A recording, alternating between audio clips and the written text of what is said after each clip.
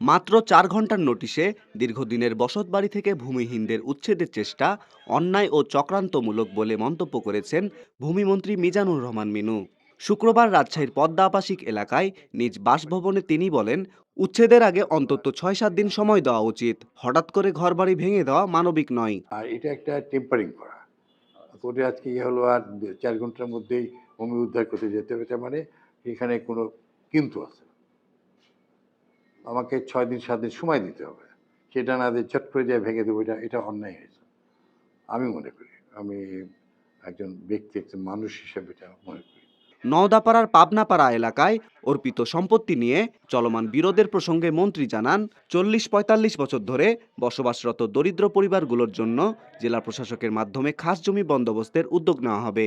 প্রয়োজনে প্রতিটি পরিবারকে ১-২ কাঠা জমি দেওয়ার কথাও উল্লেখ করেন তিনি।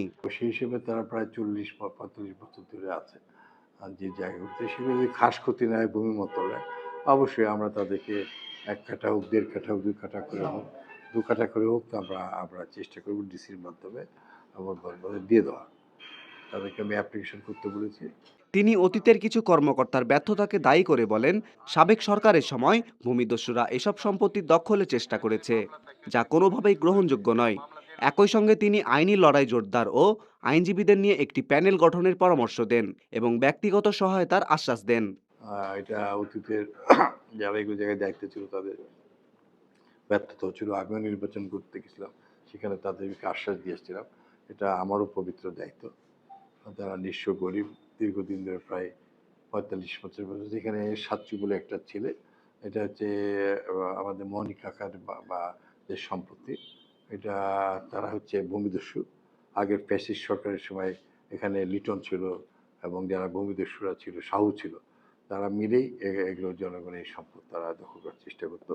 উত্তেজনাপূর্ণ পরিস্থিতিতে আইনশৃঙ্খলা বাহিনীকে সরাসরি হস্তক্ষেপ না করে আলোচনার মাধ্যমে সমাধানের আহ্বান জানান মন্ত্রী।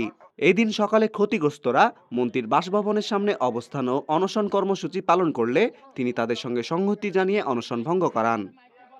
গোলাম মহিদুর, ডেইলি সিটিজেন ভয়েস।